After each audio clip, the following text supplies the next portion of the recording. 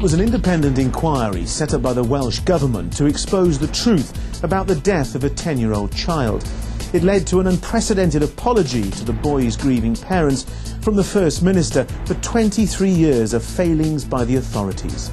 But Carwyn-Jones concealed 18 sections of the report.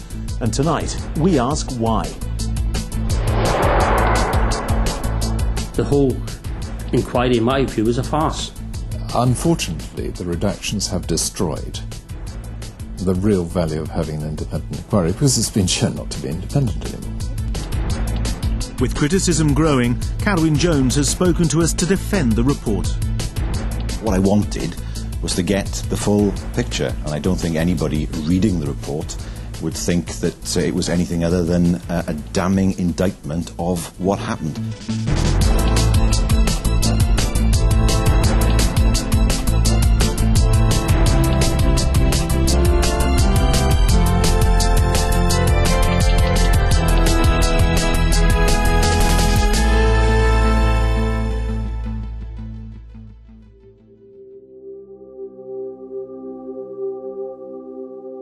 This is Robbie Powell, a 10-year-old boy who loved life and made friends easily. He would now be 32 years old. But instead of seeing their son grow up, his family has spent more than 20 years looking to expose the truth about what happened to him. I promised Robbie in his deathbed that I'd find out what had happened, and I will fulfil that promise, or take my last breath doing so. Wales This Week has been covering this story for more than 2 decades. For Robbie Powell's family, it has been a painful journey. But the latest twist is a dramatic one and goes to the heart of the Welsh political establishment. It shows that First Minister Carwyn-Jones, himself a barrister, chose to conceal significant parts of a recent Welsh Government inquiry into Robbie's death and the events that followed it. The independent person that conducted this review, himself a distinguished barrister, well knows what the law is, and he evidently reflected upon it and decided that it accorded with the law to put those passages in. So it is just nonsense to say that they've been removed for legal reasons. The story starts in December 1989 when Robbie Powell was brought here to Morriston Hospital in Swansea, suffering from severe stomach pains and vomiting. He was treated by consultant paediatrician Dr. William Forbes. It was noted that Robbie needed a simple test for a rare but treatable condition called Addison's disease. But he recovered on a drip, and his parents, Will and Diane, were told he was suffering from gastroenteritis. Then, on April the 1st, 1990, Robbie complained of a sore throat and a sore jaw. On April the 2nd, Will Powell took Robbie to their local health centre in Ystrad Gynllais, where he saw Dr. Elwyn Hughes, the partner who had originally referred Robbie to hospital the previous December. The doctor examined Robbie without reference to his previous medical records and could not find anything wrong with him. Then, on April the 6th, after Robbie was sent home ill from school, his father again took him to the health centre. This time they saw another GP, Dr. Nicola Flower. She said she couldn't find anything wrong with him. And she wasn't worried about him. His health, he seemed to be in good health. And she admits again she didn't read the medical records. On April the 11th, because Robbie was weak and vomiting, his parents took him to the surgery once again. This time they saw Dr. Mike Williams. Looked in the medical records, read them, told us I'm going to refer him straight back to Dr. Forbes. Although we can't see anything wrong with him, the boy is obviously ill. Over the next 4 days, in the judgment of his parents, Robbie's condition was getting steadily worse. He could not eat and was vomiting froth. On April the 15th, Easter Sunday, Robbie saw Dr. Paul Bolatz. He said Robbie should have a blood test after the holiday. The next day, Robbie was worse, and the Powells called Dr. Keith Hughes out to their house. It was Easter Monday. He thought at that time there's a possibility that Robert would have to go into hospital. If he didn't keep his fluids down or his condition deteriorated, then I was to phone him back and he would admit Robert to hospital. In a fortnight, 5 different doctors had seen Robbie Powell. Only one had reviewed Robbie's medical records, and he had told the parents he was referring Robbie back to the hospital. The referral letter would never be sent. On Tuesday, April the 17th, Robbie's parents became desperate about his condition. I picked him up from bed because he was so weak. I had to hold him up, took him to the bathroom, and as I took him in, he collapsed on the floor. The family called the surgery. Dr. Nicola Flower came out to the house at 3:30 on Tuesday, April the 17th. She did not have Robbie's medical notes with her. So I asked again to have Robert admitted to hospital. She said there's no need. There's no need for the boy to go to hospital. And I said, well, why did Keith Hughes say if he gets any worse yesterday, or if he vomits, that you should go in? Oh no, there's no need at all. There's no need. The parents were so worried, they rang the hospital and spoke to a nurse on Robbie's former ward. She told me, look, Mr. Powell, if the GP has just been there, you've got to believe in your GP. But if you're at all worried, phone her up again. So he did, and Dr. Flower returned to the family's home at 5:30 that afternoon. Again, she'd not referred to Robbie's medical notes. She said later she asked around the surgery following her first visit to the house, but the notes could not be found. She comes in, marches upstairs to Robert, tell him he's got abdominal pain. Oh, can't find nothing wrong, he's okay, there's no need. I said, what do you mean? I mean, the boy's seriously ill. I said, he should go to hospital. No, there's no need for that child to be in hospital. I said, look at my wife, she's in a hell of a state. Look at the state we're in because we're so worried about her. Or to put your wife's mind at rest, we'll send him in. She started writing the referral note to the hospital. And as she was finishing it off, my husband came downstairs and he asked her if she'd had an ambulance. And she just threw the note across like that. She said, no, she said, take him by car. The couple drove down to the hospital with Robbie. The staff soon realised his condition was serious and they began frantic efforts to revive him. Mr. and Mrs. Powell were with Robbie as he waited for a scan. I looked at him and we just said, so long, and I hope you'll be okay in the scan and whatever. And then we left Robert there and he was taken for a scan.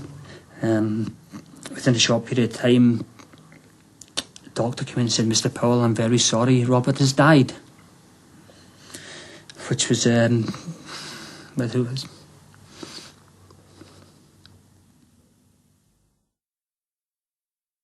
Robbie died on April the 17th, 1990 at Morriston Hospital. He'd been suffering from Addison's disease, a treatable hormonal deficiency, and in the 4 months to his death, many opportunities had been missed to diagnose it. Over the years, there have been several investigations into the care Robbie Powell received, but none of these has provided the family with satisfaction. When Carwyn Jones became First Minister, he wrote to the UK government for permission to include the actions of the police and CPS in a public inquiry. It refused. So Mr. Jones set up a non-statutory independent inquiry to be conducted by a leading barrister, Nicholas David Jones. Unlike a public inquiry, it would not be able to force witnesses to give evidence. When the report was published last July, Carwyn Jones issued an apology on behalf of the Welsh Government for the failures in the system which led to Robbie's death. What we see is a catalogue of errors, a catalogue of sometimes bad luck, but above all else, a catalogue of neglect. Robbie and his family have clearly been failed, let down badly by a system that should have been there to protect them. Mr. and Mrs. Powell have pursued their quest for information with persistence and vigour, and having read this report, their anger is justified. They are owed an apology. Robbie's father, Will, who has won national awards for the work he's done to uncover the truth about Robbie's death, was digesting the report as Carwyn Jones spoke. In the end of February of 2012, that report was submitted by the barrister to the First Minister. He then released it on the 17th of July, some 3 or 4 months later, and we were given it the morning that it was made public. As he launched the report, Carwyn Jones informed the National Assembly that there were a substantial number of legal issues surrounding it. The report was gone through in very, very fine detail. I can inform members that the approach I took to the report was that it should be as open as possible. And that meant ensuring that the fullest picture was made available to the Powell family and to the public when the report was issued. Therefore, the number of redactions is small. The redactions were sections of text that had been blocked out of the final report. Robbie's family and the public were never meant to see what was written there. But Will Powell was about to make an astonishing discovery. By downloading Nicholas David Jones's report in a certain way, he found that he was able to see everything that had been removed. So I then wrote to the First Minister, not telling him I knew what the redactions were, but asking him to confirm under what part of the Data Protection Act had he withheld that particular information. And he wrote back and he said that he'd done it lawfully. For 20 years, Will Powell has had the support of barrister Dr. Michael Powers QC, a former doctor and expert in medical negligence cases. Will showed him what he'd discovered. Well, I suppose I was initially shocked that there were any redactions. We have to start on the principle that Mr. Jones had been given the responsibility, a remit to investigate all of the relevant circumstances, that the Welsh Assembly and the First Minister had evidently placed their confidence in a senior barrister as being able to review effectively and decide what he should put in and what he should leave out of his inquiry report. And one wouldn't expect in a circumstance like that to have any political interference in it at all. It's supposed to be an independent report. Wales This Week can reveal what was redacted from the report. One redaction is the removal of the verdict of the coroner's jury. This is a matter of public record, which was even referred to in newspapers covering the launch of the report itself. Nicholas David Jones recorded the verdict of the inquest jury in his report. On the 30th of April 2004, the jury returned a verdict of death by natural causes and neglect contributed to the cause of death. This was redacted. Dr. Michael Powers QC is an expert in coroner's law. Probably the most astonishing redaction of all. And there can be no possible reason for the redaction of that factual account from the inquiry. Absolutely astonishing. The doctors felt at the time that the jury had, to a degree, vindicated them by not saying it was due to their personal neglect that Robbie had died. Robbie's family were unhappy with the inquest because it did not pinpoint precisely who had failed him. In his description of Dr. Nicola Flower's visit to the house on the day of Robbie's death, Nicholas David Jones recorded, Mr. and Mrs. Powell requested that Robbie be referred to Morriston Hospital. There was a heated discussion. Dr. Flower refused to admit him, saying that there was no need. The finding that there was a heated discussion, which has been reported in Wales This Week previously, was removed from the final report. The doctors provided a written response to questions posed by the barrister compiling the report, apart from Dr. Williams and Dr. Bolatz. Nicholas David Jones recorded, They each instructed their solicitor to make no comment. This too was redacted from the report when it was made public. The family says the public has the right to know who contributed to the report. Back in the 1990s, Dyfed Powys Police did investigate Robbie Powell's death. But in 1996, on the advice of the Crown Prosecution Service, it wrote to lawyers acting for the GPs to say that no further action would be taken. This police letter has been the source of much controversy. Carwyn Jones himself referred to this letter when launching the Welsh Government report into Robbie's death. On the face of it, it seems that the police in Dyfed Powys in 1996 gave an assurance to people they were themselves investigating that those people would not be prosecuted. That is an exceptionally serious matter. 10 years ago, the Dyfed Powys police inquiry was investigated by officers from Avon and Somerset Police. They found that Dyfed Powys had failed to investigate professionally, efficiently and effectively, and had been institutionally incompetent. In 2003, the Crown Prosecution Service looked again at the case. The inquiry report states that the CPS found that there was insufficient evidence to prosecute any doctor for manslaughter. but that there was sufficient evidence to prosecute Dr. Williams for the alleged forgery of a referral letter. There was also evidence to prosecute Dr. Nicola Flower for forgery in respect of medical notes of her visits to Robbie's house on the day he died. And there was evidence to prosecute both doctors for attempting to pervert the course of justice.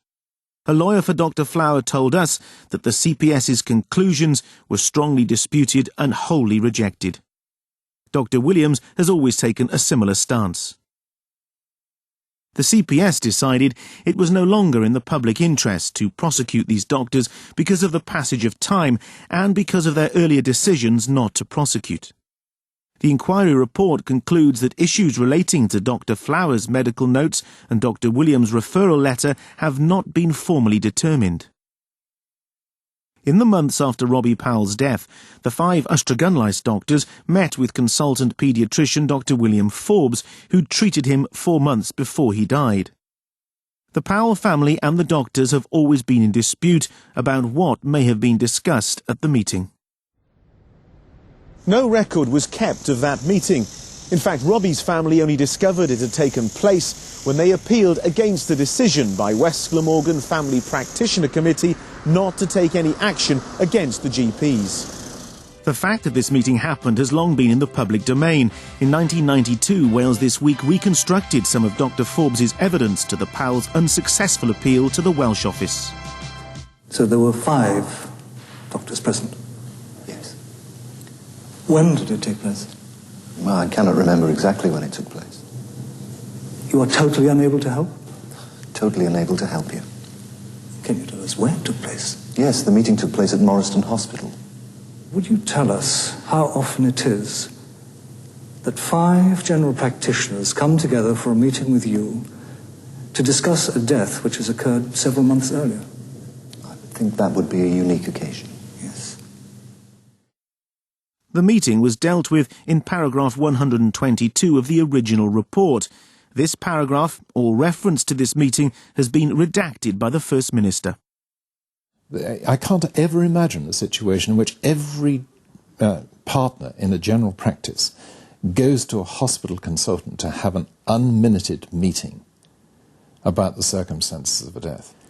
This, of course, was partly investigated by Mr. Jones in his report. It was put into his report, and someone's taken it out. What possible reason could there be for its removal? Now, with full knowledge of what had been taken out of the report, Will Powell entered into an exchange of letters and emails with Carwyn Jones without revealing he knew what was contained in the redactions. Carwyn Jones then made it quite clear in a letter to Will Powell dated September the 4th, 2012, that he had had the last word on what was blanked out from the report. As I have said before, it was always my intention to represent as full a picture as possible. It was with this in mind that I took the final decision regarding any redactions. Carwyn Jones also revealed to Will Powell that both Dyfed-Powys Police and the GP solicitors had been able to view the parts relating to them more than 2 months before the report's publication. A limited number of representations were received and considered, wrote the First Minister. This left Will Powell and his barrister with concerns. So when it became apparent that the redactions were relevant, it became all the more surprising that they should have been taken out of the report. This is just, I'm afraid, a serious misjudgment at the very least. Well, I can only see one motivation regarding the redactions, and that was that it was the damage limitation exercise, which is absolutely scandalous in my view, because that was the whole point of me having an inquiry. We asked Carwyn Jones to explain why he'd made individual redactions. He refused, but he was prepared to talk to us about the report in general terms. What was your approach when making those redactions from the report, and what were your reasons behind the redactions? I would have preferred to have published an unredacted report. I want to be as open as possible.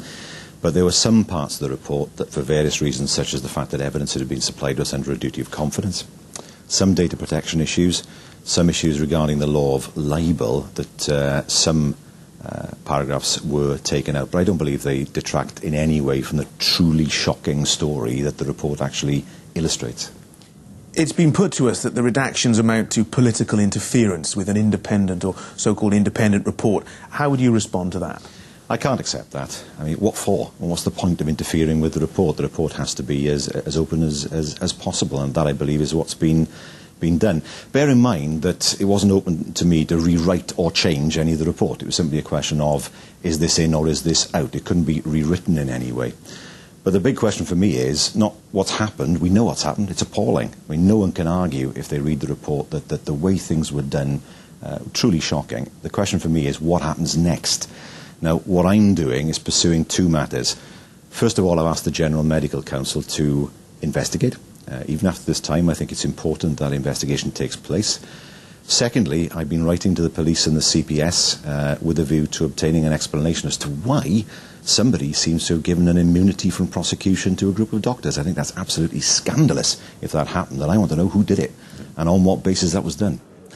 However, the doctors have always maintained that they did nothing wrong. The report concludes that the adequacy of the care and treatment provided by each of the GPs has not been properly and formally considered and determined in each case. Nicholas David Jones said these issues fell outside the remit of his investigation. Will Powell and his barristers say the independent report has been completely undermined by the redactions. They believe the only way forward is a public inquiry into Robbie Powell's death. I think the appointment of an independent, non-statutory inquiry was a means of taking the steam out of the system, took the pressure out of the system, and might have achieved it, but for these redactions. And unfortunately, the redactions have destroyed the real value of having an independent inquiry because it's been shown not to be independent anymore. What Mr Powell would like, because he said this to me, is he'd like a public inquiry with the police and the CPS there. Now, I can't give him that. The police and the CPS are not the responsibility of the Welsh Government, and so we can't compel them to be part of an inquiry. I did write to the Attorney-General, and I asked the Attorney-General to allow the police and the CPS to be part of an inquiry, and the answer was no. It's just so sad that there's nobody out there willing to help. You know, there's nobody out there willing to properly investigate it. And as far as I'm concerned, it's not acceptable. There has to be a public inquiry.